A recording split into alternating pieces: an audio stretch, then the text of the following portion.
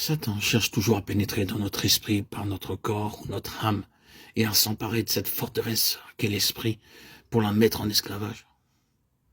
Mais nous pouvons demeurer entièrement libres, alors même que nous nous sentons très mal extérieurement. C'est la liberté par la vérité. C'est cela la vérité. Non pas une chose, non pas une affirmation, mais une personne. C'est ce qu'est Christ, et Christ est entièrement différent de ce que nous sommes.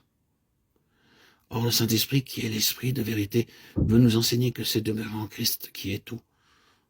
Nous avons d'autres alternatives, ou bien de nous replier sur nous-mêmes, ou bien de nous appuyer sur d'autres personnes, ou bien de vivre dans le monde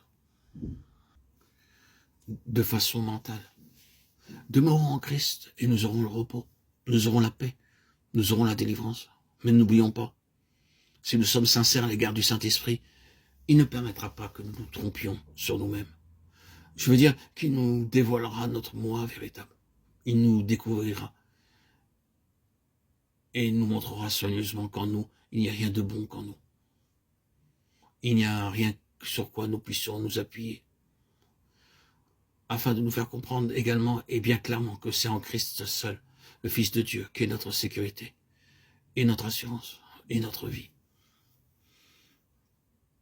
J'ai le sentiment de ne pas réussir à vous faire part de tout ce que j'ai dans le cœur. Il y a tant de personnes qui pensent que la vie spirituelle, la vie d'un enfant de Dieu, est une question de choses. C'est une chose que l'on appelle le message de la croix.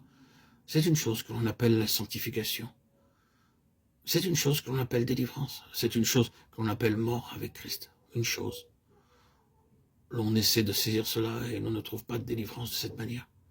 Cela ne donne rien. Les choses n'agissent pas. Tout est une question de la personne du Seigneur. Jésus et le Saint-Esprit ne nous sauvera jamais par une chose. Il nous conduira toujours à la personne. Et il fera de Christ la base de notre vie, de notre délivrance, de notre tout. C'est ce que dit la parole. Jésus-Christ a été fait pour nous de la part de Dieu, sagesse et justice, et sanctification et rédemption. 1 Corinthiens 1,30. L'œuvre du Saint-Esprit a pour but de nous rendre conformes à Christ, de nous amener à prendre la forme de Christ, de former Christ en nous. Mais Christ demeurera toujours autre que nous-mêmes, de sorte qu'il sera toujours fait appel à notre foi. Nous attendons-nous à atteindre un point dans ce pèlerinage terrestre où nous pourrons nous dispenser de la foi? C'est un espoir trompeur.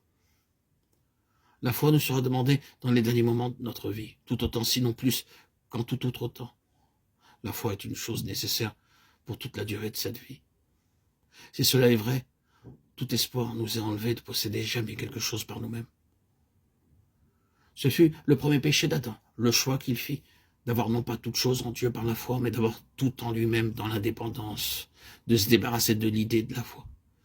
C'est ainsi qu'il pécha par incrédulité. Tout le péché qui suivit dès lors est imputable à cette seule chose, l'incrédulité.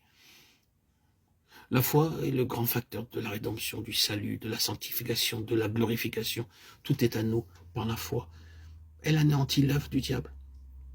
Or, la foi signifie simplement que nous sommes placés dans la position où nous n'avons rien en nous-mêmes, où nous avons tout dans un autre, et où nous pouvons connaître tout et jouir de tout par la foi en cet autre.